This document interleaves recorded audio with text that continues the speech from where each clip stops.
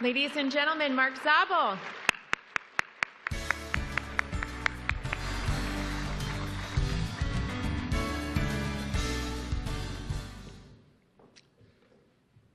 Thank you, Molly.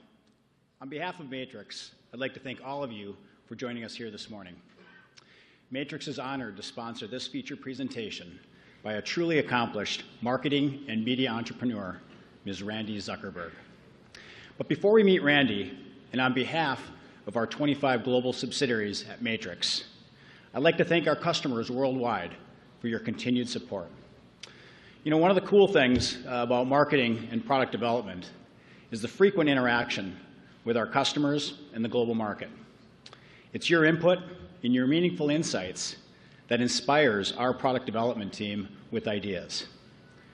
Ideas that ultimately result in relevant and innovative fitness solutions that meets the growing business needs of today and into our future.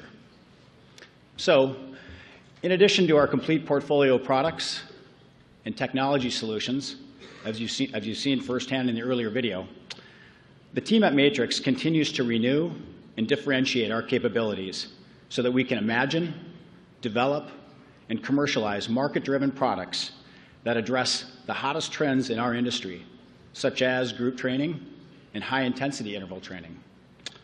In the following short video, you'll get a glimpse of the intensity and versatility that drives us and what makes Matrix the most exciting and fastest-growing brand in our industry.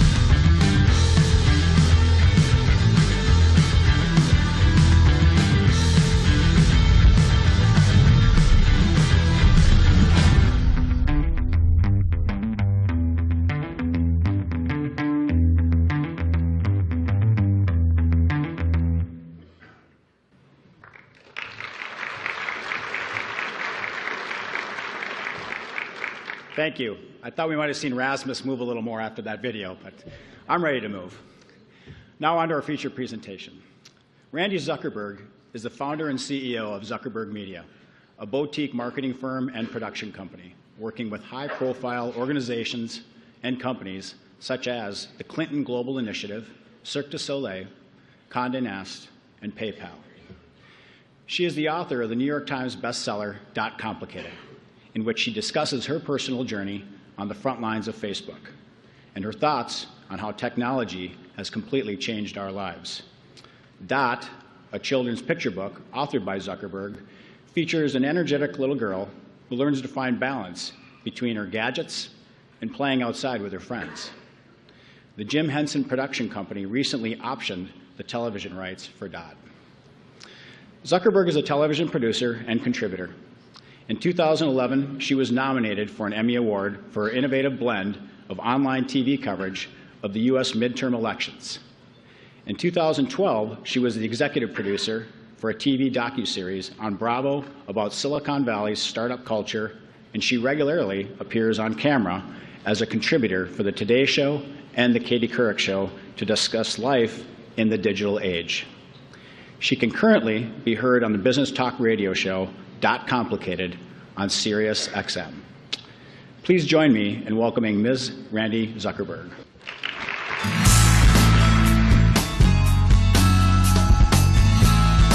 Hi, wonderful, thank you. Thanks so much. Of course, I walk out here with my phone. It's an adult binky. Can't go anywhere without it. You never know when you're going to get the perfect selfie opportunity. Thank you so much. Good morning, Orlando. And I'm told there's a live stream, so good morning to everyone out there in the ether. Thank you so much to IHRSA for having me. Thank you to everyone at Matrix for making this possible. All right, a few orders of housekeeping before I start. First of all, I don't want anyone in this audience thinking, oh my gosh, they couldn't get Mark. We have sloppy seconds here this morning. So if you still feel that way after I'm done talking today, then I have not done my job. Second of all, there is going to be at about the halfway point in my talk, I'm going to call for some volunteers to help me with something. So don't be shy, otherwise you're going to force me to call on the board members sitting right here in the front row. So I'm very excited to hear, especially if you're working on something cool in the tech fitness space, get ready to come on stage. All right, today I'm going to talk to you a little bit about my personal journey, what it was like on the front lines of Facebook, and some of my thoughts on how we can all start thinking a little more about tech and social media for the fitness and health industry. I graduated from Harvard University, which is such an obnoxious thing to open a keynote with. Who says that? But I have another sibling who did not graduate from there. So there you go. Score one for Randy. See, I told you, no sloppy seconds. Now, what most people don't know about me is when I was going to college, my dream, my whole life dream, was to sing on Broadway. That was my big dream, and I got to Harvard, I auditioned for the music major, and I got rejected. Ouch. They were like, don't feel bad. Yo-Yo Ma got rejected. I was like, I still feel bad. That doesn't help. But every cloud has a silver lining, and it was at that point that I discovered a love for technology and marketing. So after I graduated, I landed a job at Ogilvy & Mather, a huge advertising agency in Manhattan. And I felt like I was really living the dream. I was 22 years old in Manhattan. I got there on the first day. Every single other person got staffed on some glamorous celebrity campaign except for me. I got staffed on a brand new team called Interactive Digital Marketing, and I was pissed off. I called my mom, I cried, I was like, I'm in a dead-end job. Well, fast forward 2 years, and everyone, all those people, they were still getting lattes on television sets for celebrities, and digital and interactive marketing was one of the fastest growing teams inside Ogilvy, and here I was 2 years out of school leading a big team. And it was around then that I got phone calls, text messages. It was like, I believe, AOL Instant Messenger at the time. Remember that? From my brother out in California saying, hey, I have this project called the Facebook, and I could really use someone who knows about interactive and digital marketing. Let me translate that for you. I need someone who will work for free. That's really what he meant by that. It's okay, I could read between the lines. And I so wish that I could stand here in front of all of you today and say that I had the foresight that I immediately knew. I immediately said, yes, Mark, I know this is going to be a $200 billion company. Let's go. But I believe my exact words were more like, I would never work for my brother's stupid little company. Luckily, he was really convincing. I'll tell you what it took to finally convince me to give Facebook a shot. It'll also give you a sense of about how much money I was earning at the ad agency. He's like, Randy, I'll buy you a JetBlue plane ticket. I was like, done. I was like, the even more legroom ticket? He's like, don't push your luck, Randy. Fine, okay. So off I went to California. And I thought, oh my gosh, this is going to be so glamorous. I've never been to California before. I've never been to Silicon Valley. I think I called it the Silicone Valley. I was like, what am I going to find? It's going to be amazing. And then I found this. Super not glamorous. It was these guys in this house. They were just coding 24 hours a day. I think they ate only Red Bull and Twinkies the entire time that I was there visiting. Which is like at a health conference, you guys are like, gross. But one thing that was amazing to me was they had this passion like I'd never seen before. And I certainly hadn't seen it where I was in corporate America. Just this passion, these young guys truly believing with every line of code they were writing that they were changing the world, that they were changing the way that all of us were going to communicate. It was intoxicating, and I thought, there's no way that I could go back to New York, back to that life after witnessing this and being a part of it. So, California, here I came. Solo dance party at 9 a.m. on the stage. That's what it's all about, yeah. So I moved from New York to California and began my life and career there. I was at Facebook for almost 7 years. When I started, it was about 10 of us above a tiny Chinese restaurant in Palo Alto. When I left, it was a public company with over 10,000 employees and 40 offices around the world. And people always ask me, all right, Randy, so why was Facebook so successful? Because when I joined, Facebook was the small guy in social media. It was the underdog. And I have a few thoughts that I've put together over the years. The first was that we launched with a bit of exclusivity. Most sites today, you have your mobile app, you have your site, you launch it to the whole world at once. But there's something to be said in this world with unlimited noise and clutter online about having a little scarcity. So with Facebook, we launched at a few colleges, then we waited, we launched at a few more. So when people got it, it felt special that they got the site.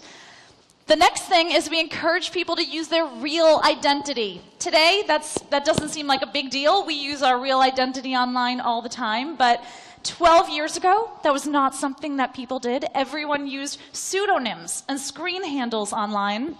I think we all know what happens when we allow people to be anonymous online is they say hateful things that they would never say to our faces. They leave terrible reviews of our businesses that they would never say in a conversation to you. And so we decided that Facebook was going to be a nicer, more thoughtful place, and we required real names and identities.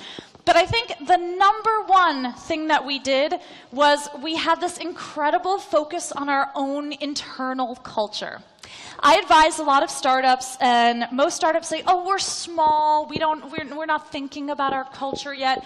But I mean, if you're even one person just starting a business, you need to think about, what's my mission statement? What's my culture when someone interacts and does business with me, or comes to my office or my gym, or I go to them? What adjectives do I want them to leave feeling about working with me? And at Facebook, from day one, from that kind of cluttered house with the Red Bull, it was very obvious that what the Facebook team wanted was, no matter how big the company grew, they wanted you to walk into that office and feel like you were a hacker, you were a coder, that you could go in there and create anything, even when the company was 10,000 people. So we decided that about every month or so, we were going to do these events called hackathons. At hackathons, everyone who worked at Facebook was invited to pull an all-nighter at the office, which sounds terrible, right? Why would you pull an all-nighter at your office? But these were so fun. There were usually DJs and food trucks and kind of all-night high energy. And the rule of the hackathon was that you had to pick a project to work on for 12 hours, and it had to be totally unrelated to your day job.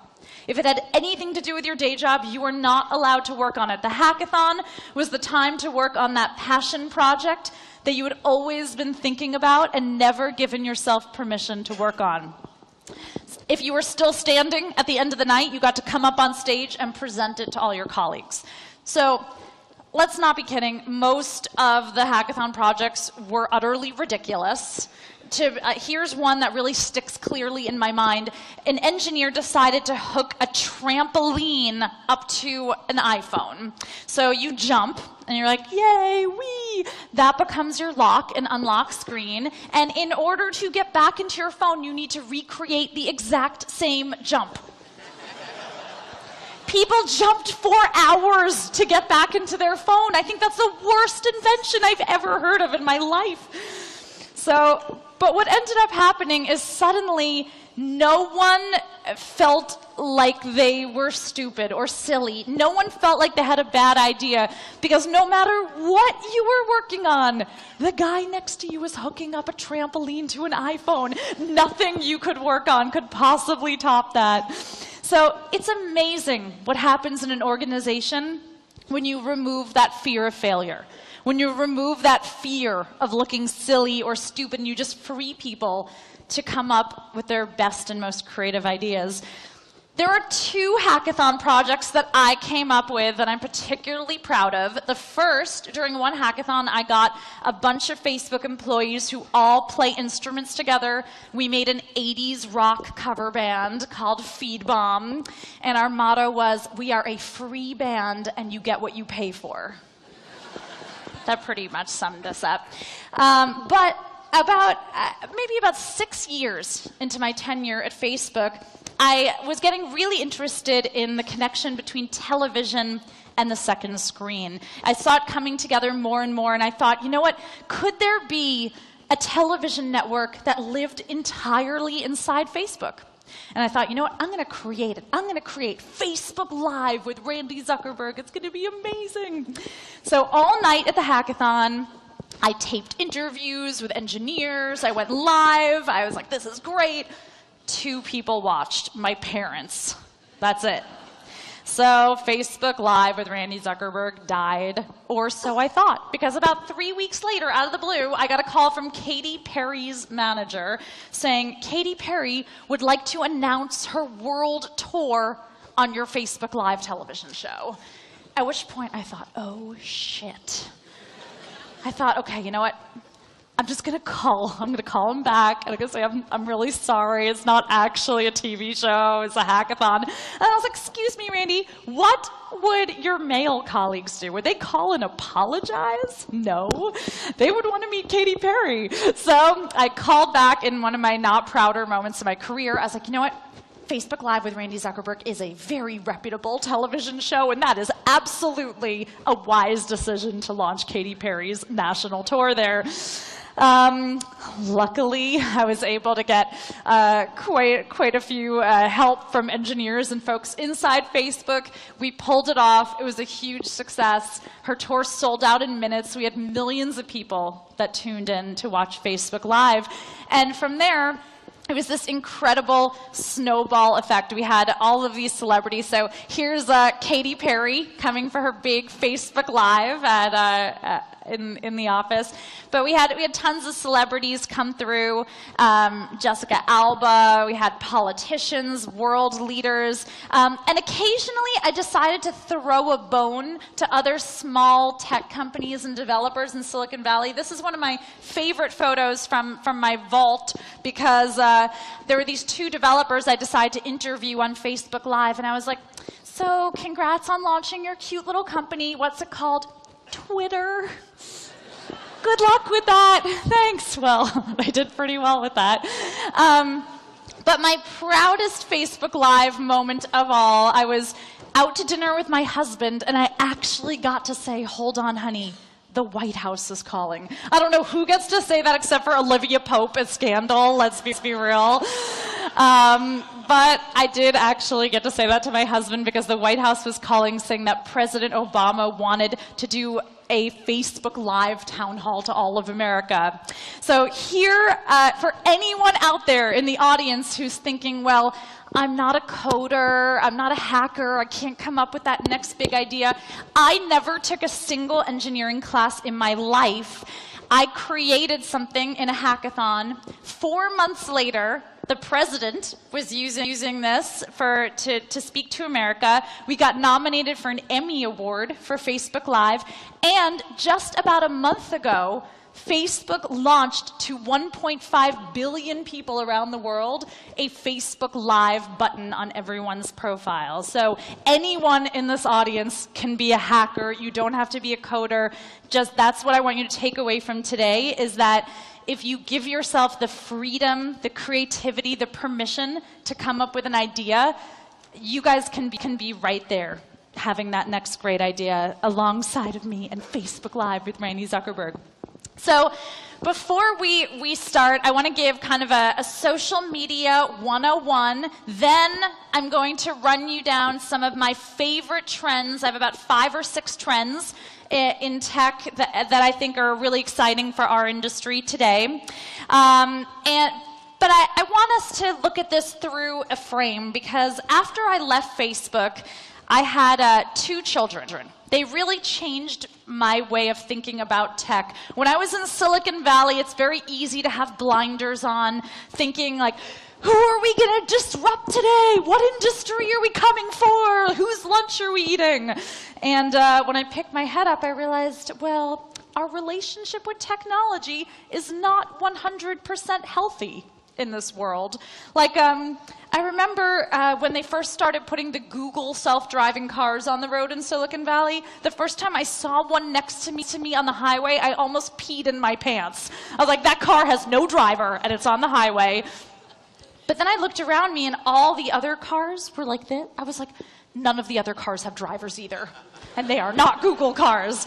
So I've just been thinking a lot about technology in my life, in all of our lives. I think tech, social media provides so much opportunity for us to scale our businesses, get new clients, improve our lives in such rich ways. But everything has a cost.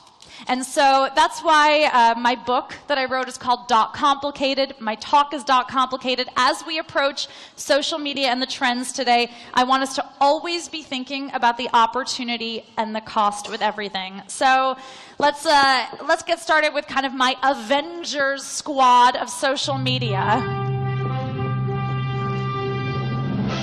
All right. So I know we have limited time and resources. A lot of us work for ourselves here. You can't be on every platform. You can't do everything. So here are my top 5. Of course, some of you may have different platforms that are interesting to you depending on exactly who your audience is. But I think this is my big 5 if you're going to focus somewhere on social media. First of all, YouTube. I love video, as you've seen from all my description about Facebook Live and my interests. But what I love for everyone in health and fitness is that video is such a rich medium. Whether you're demonstrating things, showing off, demoing new moves, new features, new products, whether it's a daily subscription, get a workout in your inbox, you're showing someone how to do something, you're showing them how to be active on the road, or showing diet and nutrition. Video is the #1 way to engage with your customers. Now, I love YouTube for a lot of reasons. I mean, Justin Bieber grew through YouTube. I just learned Bieber fever is not an actual illness that you can contract. Who knew? But you can also do really funny things with YouTube also. So I don't know how many of you have heard of something called Rickrolling, which is my personal favorite thing to do. It's when you send a seemingly important email to someone, and when they click on the link, they get this. A link to Rick Astley, Never Gonna Give You Up on YouTube, which is the single best thing that you can do with YouTube, in my opinion. But I think for this audience, especially so many fine-looking people, which you don't usually see at a business conference, video loves all of you.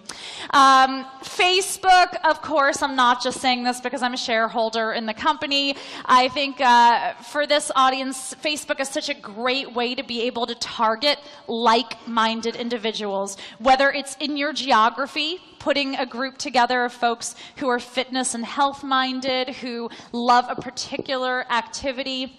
It also, though, through Facebook, you can target new moms who might want to get back into shape. You can target to really specific demographics that you wouldn't be able to do anywhere else. And, of course, when you set up your pages, it's about getting as many likes as possible. And I've heard that Sally Fields really, really enjoys this feature about Facebook. As a brand, though, you have brands like Nike who are amassing millions and millions, 24 million followers. I recently saw an interview with Vin Diesel, who you wouldn't think is kind of a huge on Facebook, but he has so many followers on his Facebook page that he now gets some of the marketing budget of the movies he's in, as well as his actor salary. So really interesting world out there. And I can imagine with 23 million followers on their Facebook page that Nike is in a position to start having their own sports or fitness channel inside their Facebook page that could get more viewers than ESPN or Fox could. LinkedIn. LinkedIn is kind of like the one that everyone forgets about. They're like, oh, that was so 10 years ago. But I love LinkedIn. First of all, when I post on LinkedIn, I think I get more engagement there than every other social media site combined. But this is great for you guys because you know exactly, you can target people who own gyms, you can target trainers, you can even, if you are a trainer, you can target people who are CEOs or VPs who make certain salary ranges in your geography, who you know can afford your services. It's so great. You know exactly who you're reaching and who these people are. And I recently joined the LinkedIn Influencer Program, which allows me to create original blogging and content for LinkedIn. They do a great job promoting it, and I think you'll see a lot of engagement there. Instagram, of course, again, fine-looking fitness crowd here. Instagram loves all of you. This is for all of your photographic visual needs that you have. So whether it's showcasing equipment, you get 15-second videos to show a new move, a gym, anything that you're working on, a behind the scenes. This is a great way to meet people behind a product, behind the gym, to show that off. Instagram's also really about hashtags. So if I was Instagramming right now, I'd say like hashtag good looking crowd, hashtag fitness, hashtag IHRSA, hashtag thanks Matrix, hashtag hi everyone. All right, so there you go. But even if you're like, Randy, I'm not gonna join Instagram to post anything, it is worth joining Instagram simply for this account, Hot Dudes Reading. That's it. That's a reason to join Instagram right there, you guys. 718,000 people follow this page of Hot Dudes Reading on Instagram. And finally, Twitter, which is, you know, those cute little developers I interviewed way back when on Facebook Live. Twitter's a great place for live events. If you're at an event, maybe your team is competing, a charity marathon, anything like that, Facebook is wonderful and Instagram are wonderful for showing photos, but the way it works with Facebook, your friends might not even see that picture until 24 hours after the event on the way it's coded. So if you're doing a live event, Twitter is really the way to go. Twitter's also a hub of amazing intellectual thoughts in 140 characters or less, such as this one. A cat caller just said he wants to get all up in my business, which is great because my taxes are complicated and I could use the help. So maybe not all totally intellectual. If you want to learn a little more about social media, you can click here. Psych! Rickroll! Woo! All right, you're like, Randy, what is going on with that? It is way too early to be blasting Rick Astley.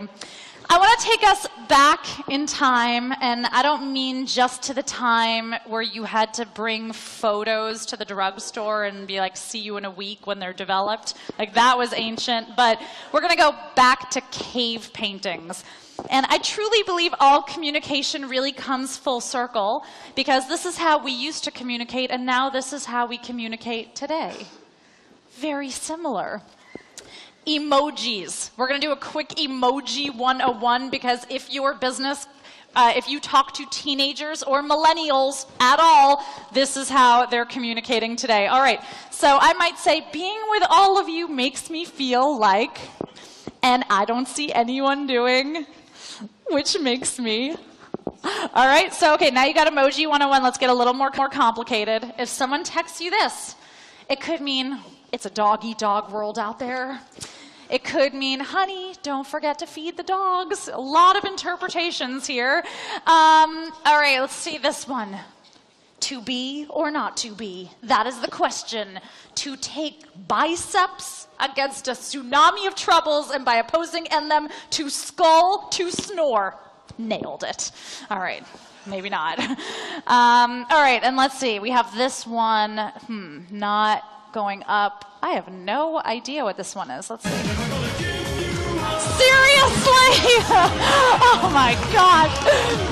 You're like, all right, you're like, Randy, if you Rickroll us one more time, like, what's going to happen?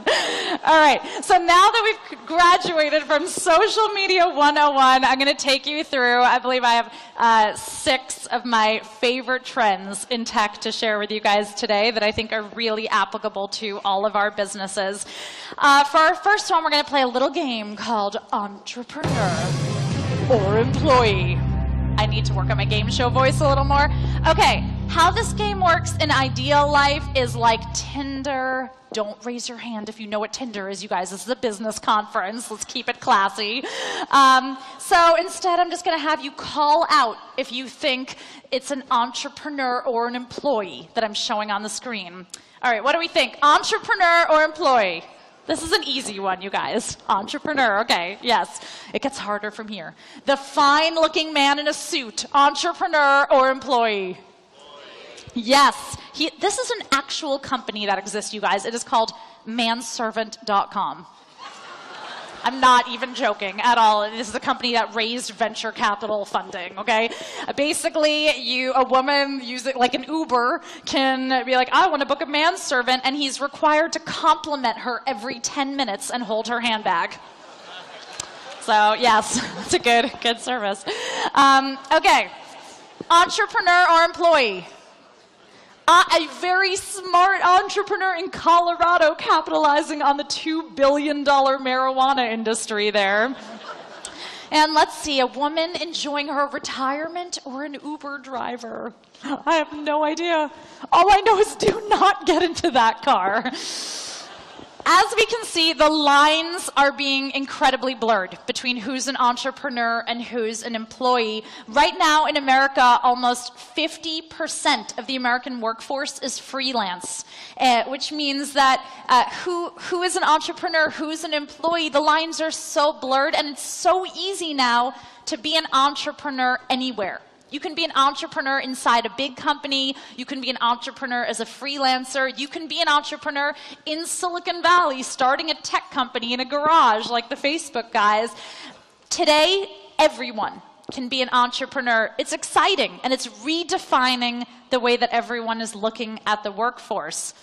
So the new workplace today is incredibly creative.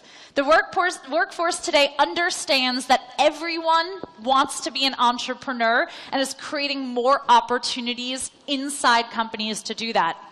For example, Google started a policy called 20% time. So if you work at Google, 20% of your work week, you can now work on anything. You can work on your great American novel, your startup, your nonprofit, because Google has realized that if they allow their employees to be creative and entrepreneurial, it's better for the company in the long run. I talked about hackathons at Facebook. You can now find a hackathon in virtually any industry. I got invited to one by a pet food company where there were kittens on every table where people were hacking. Not much hacking got done, mostly just petting kittens. But I've been invited to hackathons for the bridal industry, music industry. So even if you're not going to pull an all-nighter somewhere to work on an idea, why not host your own hackathon? Why not get some like-minded people in your geography together and say, you know what, we're going to host a 2 or 3 hour think-a-thon, an idea-thon. We're going to solve one problem, or we're just going to put our gadgets away for a few hours and just be as creative as possible for our industry. I think you'll be amazed at what you'd come up with. Even NBC started doing this inside their company. They basically host a kind of Shark Tank meets The Voice style competition. Any employee can participate. You come up with your big idea for what you think NBC should do, and if they pick your idea, they give you a team and a budget to work on it for a year inside of NBC. So a lot of companies are starting to realize that we're all really entrepreneurial and giving us the resources to do that.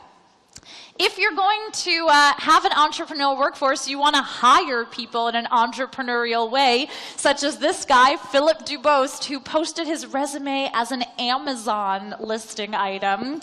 So if you go there, he says, you know, only one left in stock. He lists his credentials, and you have to add to cart for pricing information. So very creative. The next woman I'm going to show you, she did a Vine video, which is Twitter's video service. You only get 6 seconds to do a video on Vine, so here's a 6-second resume. Journalist, strategist, manager, deadline Jedi, idea machine, dawn Sith.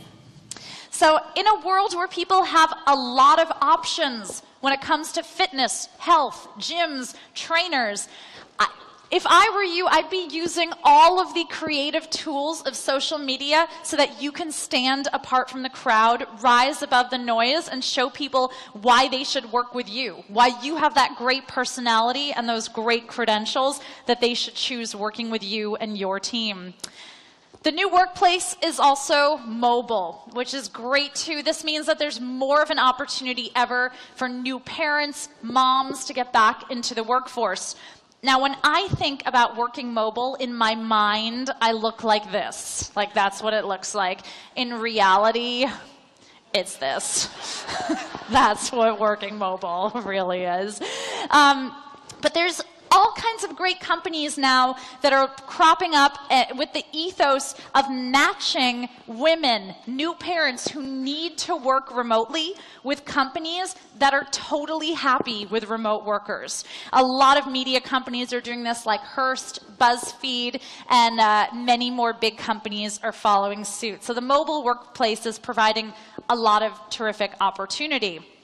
The new workplace is also on demand. Now, I live in New York City where you could get anything on demand, and here's a sampling of some of the things that you can get. You can get a massage on demand, which is awesome. You can get your hair and makeup done on demand with the touch of a button. You can get alcohol delivered to you within 10 minutes, wherever you are. If you've chosen wisely a state in the US, you can even get marijuana delivered to you like an Uber. But it just depends where you are in the US, I guess.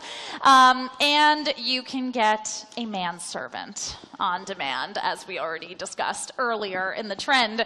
So you can get almost anything on demand. Of course, what's exciting about this is this opens up such a new world for the fitness and health industry, because people, I mean, they want healthy food on demand, they want trainers, they want gym services, they want to get guides right into their inbox on demand. This is a great opportunity.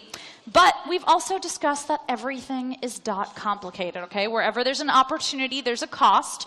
My favorite show on TV is Downton Abbey, which I love. But when you watch Downton Abbey, there really is a big, like an upstairs, downstairs culture in that show. And I do wonder, the more that we have these on-demand services, the more we can press a button and get anything we want. Are we creating a society where everyone is either serving or being served? So I think we need to understand the role that we are all playing in creating this society, because there is so much opportunity that services like this provide. But again, there's always a cost. All right, we're getting interrupted by either a breaking news or an Epcot ride from across the street. Okay, it's just a podcast that's created by General Electric. But wait a minute, hold our horses, everyone. My next trend is called Communicate Like a Media Company. And notice, I did not say that that last podcast was brought to you by General Electric or sponsored by General Electric. That last podcast is created, editorially, filmed, scripted by General Electric. They've had 2 million people download their podcast about alien life, which means that it's not enough to just put a service out there and promote it online. You need to think of yourself as a media company. So let's see what that means. What brands are doing that well that we can learn from? Red Bull, I think, is the #1 brand at thinking like a media company online.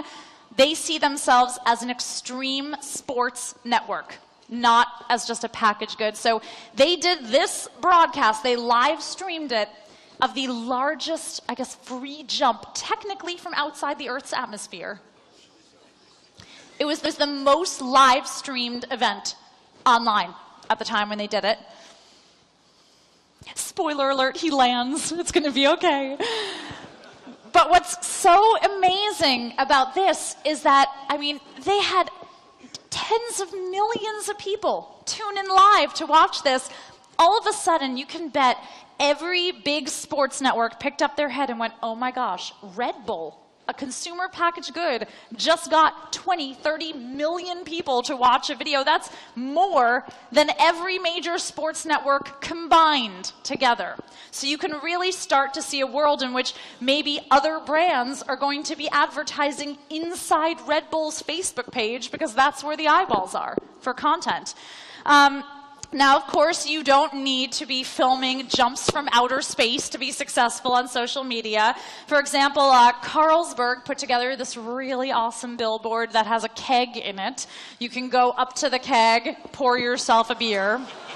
You know everyone took a selfie going to that billboard. It just happened. Or Arby's, who after the Grammys posted, hey, Pharrell, can we have our hat back? So sometimes it's just about being fast on the trigger, or being really receptive to pop culture, and not being afraid to have that sense of humor and that conversational tone with your viewers. Of course, being the first to market with a new product in tech is always going to be helpful to you. Here's Diane von Furstenberg at her Fashion Week show, had her models wear Google Glass walking down the runway. So they were broadcasting video from their glasses. Anyone in the world could tune in, and they had people from 100 different countries tune in to watch her fashion show live. I talked about emojis, huge trend. A lot of brands are starting to create their own branded emoji keyboards. For example, Burger King created their own chicken fries emoji keyboard. So, you know, maybe that's a fun way to go for you guys and your gym, your product. On the health space, the fact that we now all have a video camera in our hand at all times means that there's also so much opportunity. We can, if you live in a remote area of the world where you don't even have access to a doctor or a school, now thanks to your phone, you can have a consultation with a doctor from around the world. You can get a basic education through a phone. But everything is complicated, okay? We live in a world where you can get medical attention from around the world, but you can also ruin your career in 140 characters, okay? I'm going to show you a tweet that's so offensive. I don't know why someone didn't stop themselves before they posted it, but this was a top PR executive who was getting on an airplane to Africa to go do business, posted this tweet, and by the time the plane landed in Africa, she had lost her job. All right, so here is the tweet that she posted. Yes. So, as you can see, decades of work and clients and reputation can go down the drain in 140 characters if you're not thoughtful. So that's why everything is complicated. Opportunity, we now all have this amazing megaphone and an opportunity to reach so many clients, such a broader audience than ever before. But we also have to be really thoughtful about what we post, because that megaphone means many more people are listening and paying attention. So I talked to you a little bit before about Facebook Live. Facebook just launched this feature to everyone who uses Facebook. So I'm going to practice what I preach. I'm sitting up here on stage telling you everyone should be a media company. Think about what you could do. So we're going to be a media company right now. So I asked at the beginning of my talk for some volunteers. Do I have any willing volunteers who want to join me for a live broadcast from the stage? Yes, please come up. That would be awesome. If there's anyone else, yes, come on up too. All right, woo! Awesome. All right, this is great. We are going to do a Facebook Live with Randy Zuckerberg directly from the stage right here. I'm so excited, you guys. So what do you think we should call our Facebook Live? We're going to call it Randy at Random. And so I want you guys to think, take like 30 seconds and think about kind of like maybe your fitness move that you want to demo, your party trick, or like your one piece of advice for people on Facebook while I'm getting this set up. So anyone can do a Facebook Live. You just go to your own profile, or if you want to follow along and comment with us, this is so meta, by the way. We are being streamed live, and we're doing a live stream right now. All right. Woohoo! All right, going live on stage. Okay. We're doing it. So, ready? We're going to go live. Hi, guys. This is Randy Zuckerberg. Hi, Randy at Random. We are on stage. All right, I don't have long enough hands for this. On stage at IHRSA. Woo! And I've never done this. I've never been live on stage at a keynote. By the way, I'm here with a few friends. Just, hanging with 2,000 of my favorite friends and my new besties on stage here. All right, you guys, so I'm going to turn the camera on you guys. I want you guys to introduce yourselves and give us, maybe like a fitness or a health pro tip. Hi, I'm Brianna Lee. I'm with BellyCon. We're going to bounce our way to health. Woo! Awesome. Love it. Who do we have here? I'm from Brazil. And abraço para os brasileiros que estão aqui presentes. Grande abraço para todo mundo. Yeah, Brazil. Awesome. All right. My name is Trevor Green. I'm from Washington, D.C. We're going to do aqua spinning, spin bikes in the water. We're going to take care of your knees, your back, and everything. It's going to be exciting. That's awesome. I love it. Oh, my gosh. Hi. Fred Hoffman. I am from Paris, American in Paris. IHRSA 2016. Check out the trade show, everything going on today. Have a good time, have fun, enjoy every minute of your life. We are having fun, and yes, enjoy every minute of your life, you guys. I love it. All right, here, come on up, come center stage. Hi, I'm Kate Golden. I'm from Newtown, Pennsylvania, and I'm with Rasmus. I like to have fun and dance for my fitness. So split it up or however you like to dance. Can you show us one of your favorite moves? Really? Yes. Well, my go-to move is to go like this. I love it. That's amazing. Hey. Vic Victorino, O2 Fitness in Raleigh. We bring refreshing fitness to Raleigh. Today, find your passion. Love it. Hi, Tanya Houston from Temple Builders Fitness Center in Jacksonville, Florida. Woo! Woo, Jacksonville! We transform bodies to glorify God. All right. I love it. Oh my gosh, you guys. All right, take it in for one more selfie. I'm so thrilled to be here on stage at IHRSA right now. Oh my gosh, you're watching us live with 2,000 of my favorite friends. And what a thrill to be here. So thank you guys. Thanks for watching Randy at Random, where I just randomly go live at random places like in the middle of my keynote. So thank you guys, and much love to all. Congratulations. So anyone can be a media company, right? We just clicked live, and like 800 people were watching us live just then in that 3 minutes.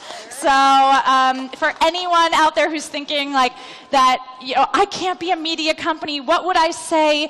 These beautiful people up here on that stage showed that any of us can be a media company on any notice. So thank you, brave souls. Love to you all. Thank you. Enjoy the conference. Really awesome. Thank you for coming up and participating. Yes, I love it. Thank you. Yes, as long as we're not hooking it up to my iPhone and making it my lock screen, I'm so there. All right, so we just went live, which was so cool. You could check it out on my Facebook page. It'll live there, and it has 800 views live, but it keeps going over 24 hours, so I'm excited to see how many people watch us. Another trend that I'm seeing is a new way of retail. A lot of businesses are starting to think, well, some of our customers are a little more influential than others online, so how do we sell to them differently? So for example, let's say we're going to be taking a vacation together. This is a gorgeous hotel I've stayed at in Australia called the 1888 Boutique Hotel. But the price tag is $10,000 per night. Yikes! Unfortunately, good thing for all of us, that's not money. That is in Instagram followers. If you have 10,000 Instagram followers, you stay for free at this hotel because they've decided that if you're that influential online, they would rather have your marketing than your money. So similarly, let's take a trip around the world to some businesses that are thinking the same way. Woo! Randy's Retail Roundup, where cash is not the currency. First, the Bird's Eye restaurant in the UK. At this chain, if you show the waiter that you've tweeted a picture of your lunch, your meal is comped. Again, they would rather have your marketing than your money. Even at the Marc Jacobs pop-up shop, okay? Marc Jacobs has some really cool products. If you have a high enough follower count, you can get things for free just for tweeting. So for example, I might be able to get this. A great perfume, maybe a handbag, maybe a car, maybe Channing Tatum. I have no idea, a girl can totally dream. All right, whew. We've got a business conference, Randy. Got to take it back down.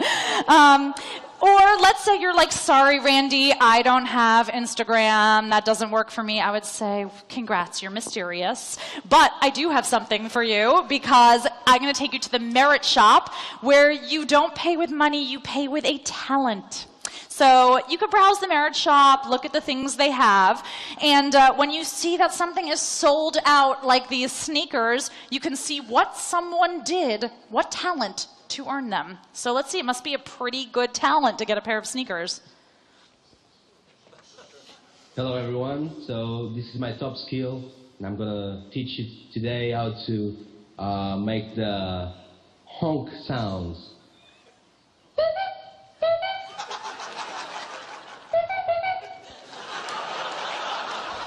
There you go. So bar is pretty low, you guys, to earn stuff on the Merit Shop. But you can submit a drawing, a video, a song, a sketch, anything that you have. Let's go along to the Hointer Denim Shop. At this shop, you don't interact with a single human being, only robots. You go into the store, if you like a pair of jeans, you scan your phone, a robot brings it to the dressing room. You try it on, if you like it, again, you scan it, and a robot will package it up for shipment and delivery to your home. So, interesting world there. And if all of this shopping has made you exhausted, well, in some airports and vending machines around the world, Dewey Egberts has a machine that vends you free coffee if you yawn when you walk by. So if you're yawning, free coffee. Although for me, it would be much better if it was margaritas. But there you go. It's 9 o'clock in the morning. So that's reinventing retail. And start thinking about, I'm not advocating, giving away tons of services for free, but start thinking, are there certain clients that you have or want to have who are influential online, who can help you reach other people? What could you do to encourage them to market for you and not just have every customer be exactly equal and equivalent in what they pay if they can be more influential to you in that respect. Virtual reality, this is so exciting to me right now. I just came from the Consumer Electronics Show a few months ago, and this was probably the #1 thing that people were talking about in the tech space. I got a demo from NBC of their Ninja Warrior show, where they're doing a whole virtual reality experience that puts you in the Ninja Warrior course. So you're doing it alongside with everyone, and you can train. So virtual reality is an exciting world. Right now, it's being used mostly for gaming, for Hollywood and movies, but let your minds run wild of what you could do in the fitness space when you might be able to be right there with a client while they're traveling, even if you're across the country at your own gym. So here's the Oculus Rift. This is the biggest player in the space. They were a Kickstarter project and got bought by Facebook for $2 billion. So that's a pretty good outcome for them. But someone at Google during their 20% time at Google, like I was telling you about, decided to create their own version of Oculus Rift called Google Cardboard. Basically, it is a piece of cardboard that you slide your phone into, and there you go, instant virtual reality. But I had the Viewmaster when I was young, so not to toot my own horn, but I feel like I was a super early adopter for this trend. Mattel, though, just announced they're coming out with the Viewmaster 3.0 that you could put your phone into and have a virtual reality experience for children.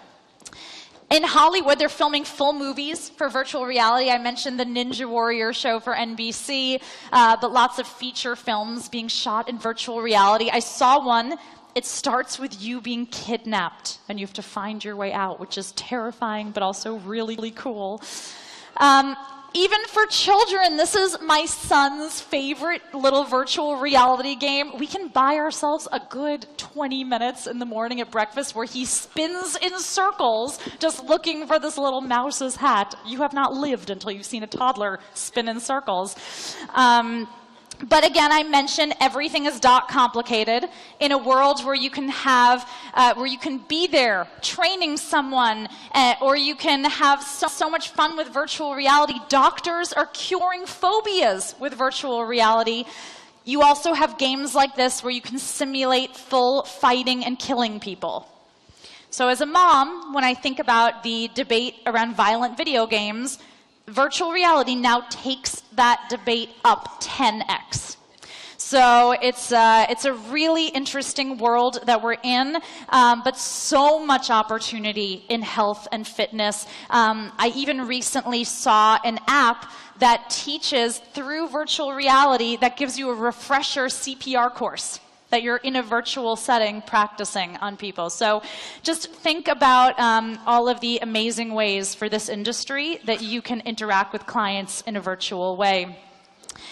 Tech is not just something for the geeks anymore. It's a part of all of our lives, for better or for worse. Again, this can be wonderful. It could be complicated. I know we all think there's wonderful and complicated things around wearables in the fitness space.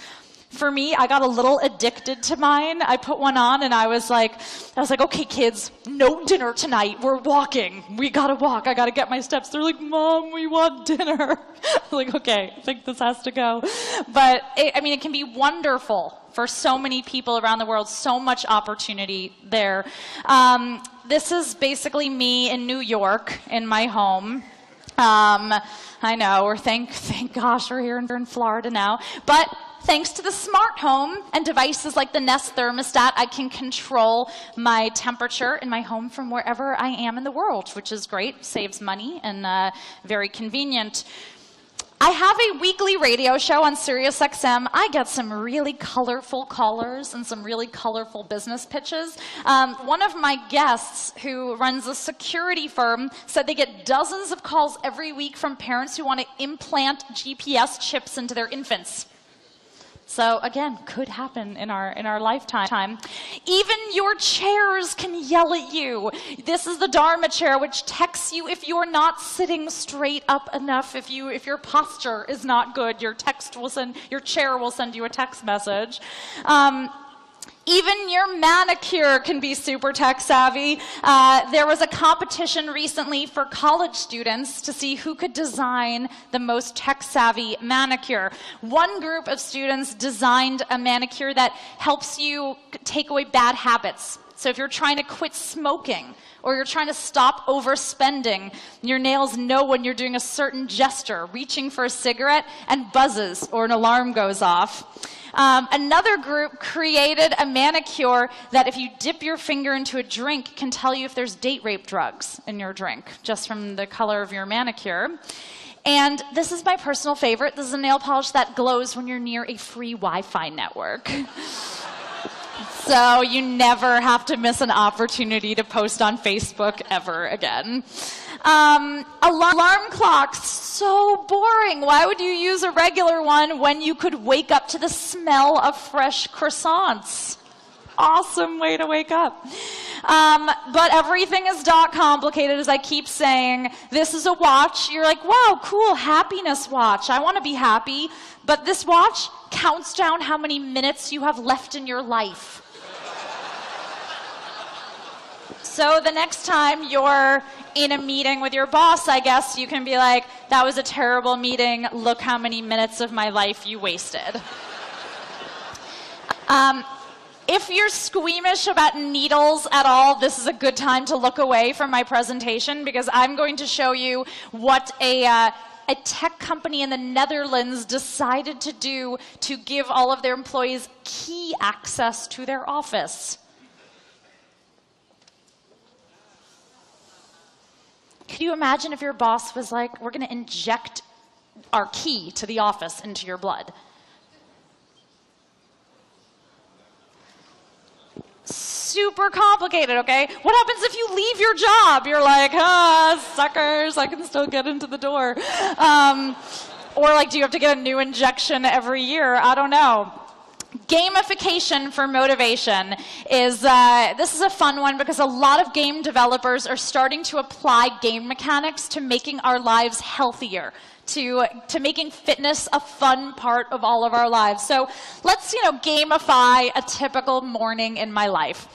I'm sleeping. This is all a joke because I have 2 young children I never sleep in, but my alarm goes off. But this is no ordinary alarm. If I want to hit snooze, I will be making a donation to charity. So I better be really thoughtful before I hit the snooze button, because this alarm clock has my credit card information stored. So I get out of bed and I'm like, all right, I really need to go for a run. So I open the Nike app. On the Nike app, if it posts to Facebook, Randy's going for a run. If anyone hits like or comment on it, it cheers for me in my ears while I'm running. So I have my own cheering squad. But let's say you're like, sorry, that's not enough motivation for me. What else do you got? Well, I got zombies. Zombies, that's right. I got Zombies Run. When someone showed me this app, I was like, that's the dumbest thing I've ever seen in my life. And then I ran my fastest mile ever when I thought that fake zombies were chasing me in my ears, you guys. So don't knock it. That is dedication to fitness. So bad, couldn't help myself. Okay, but maybe you're like, that's still not enough motivation for me, in which case I have Gym Shamer, an app which texts your friends if you don't go to the gym, telling them how lazy you are. So, and if that's still not enough motivation, I have a scale that tweets your weight. So there you go. And I'm sure that there are a lot of people in this audience today that are thinking of fun ways to gamify fitness and health. And I hope that you'll tweet or message me with some of your ideas, because I'd always love to learn more. On the fun side, some developers in the Netherlands built an app that teaches people how to dance, couples to dance. Each person puts their thumb on one side of the phone, and it guides you through a fun set of couples dancing and instructions. But my final trend for you today is actually not about all the crazy techie things we can do. It's about unplugging. So I know it may seem a little ironic coming from someone like me who basically helped create one of the reasons we're all addicted to technology in the first place. But I mentioned before that having my sons really changed my opinions on tech.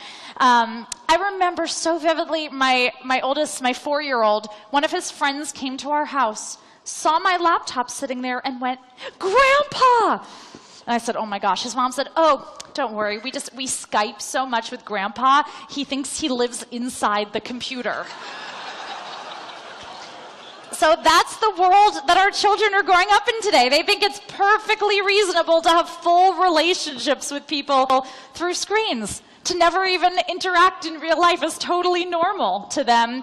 And so that made me think a lot about our need to find balance, to unplug. And that's why I think it's so wonderful what so many of you are doing, because to me, I mean, that's really my only time in the week when I'm engaging in fitness, meditation, health. That's my only time that I think people feel that they can give themselves permission to unplug. So you guys are doing such a great service for the world in having that.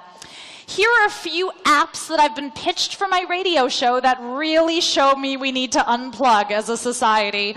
The breakup app. If you can't be bothered to break up from a relationship you're in without technology, you can now click begin the end, and an app will do it for you. That shows me we need a digital detox.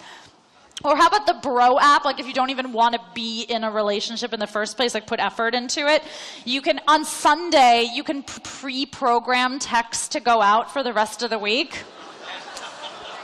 So like on Thursday, your girl can get a tweet that's like, "Hey babe," that you wrote on Sunday and just stored. Yeah, I know like 10 of you are downloading this app right now, even though I'm using it as an example of what not to do. Or the fact that this app exists at all. There's only one use case for this app, Run Pee. It's when you're in a movie theater and you're like, "Oh my gosh, I really have to pee, but I'm going to miss the best part of the movie." You can open the app and it says, "Oh, you're watching Jurassic World. Nothing good is going to happen for the next 6 minutes. Go pee." That's it. That's the only use case for this app. They built a whole business around it. So that shows me we need a digital detox.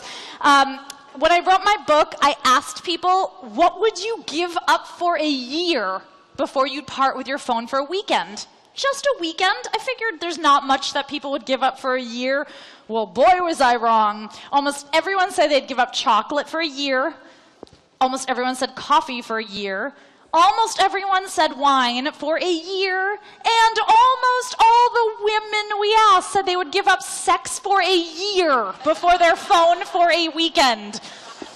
Now, I don't know if that is like really a commentary on the phone or their partner, but that's a totally different keynote for another time.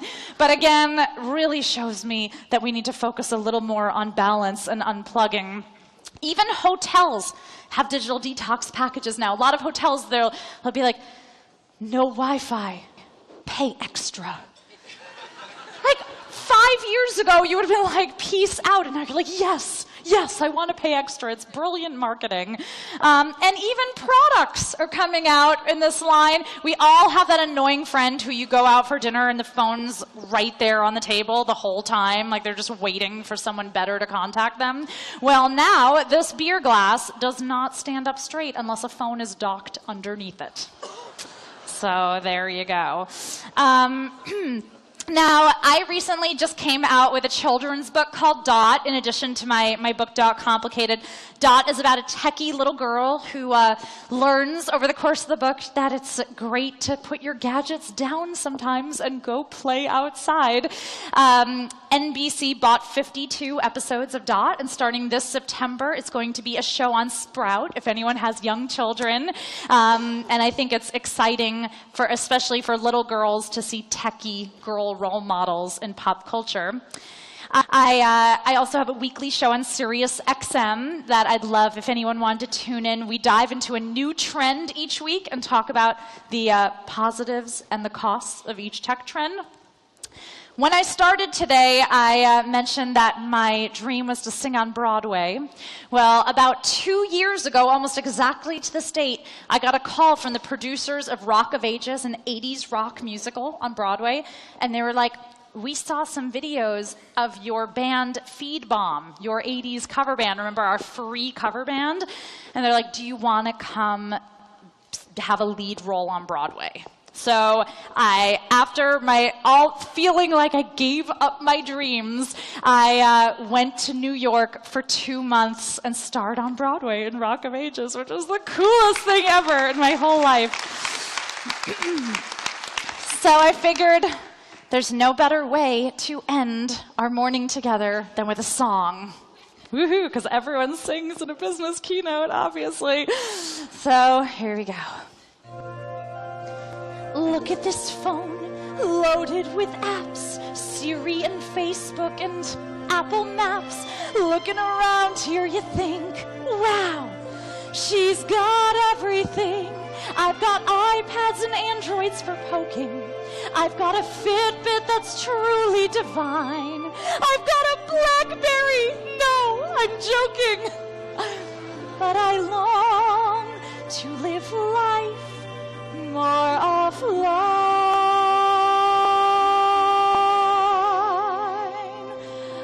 I want to go where the people go.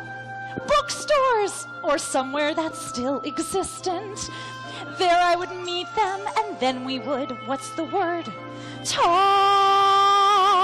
out where they date as they should. Somewhere where Tinder means only would. Out there and free, wish I could be part of that world. Thank you so much. It was such a pleasure being with all of you today. Thank you.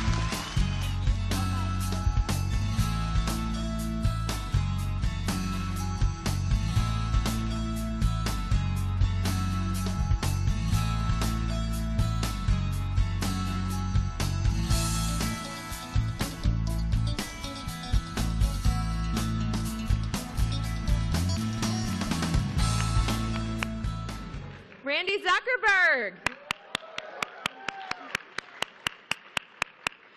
That concludes the annual meeting for today, everybody. Enjoy the trade show. Have a great time. Thanks.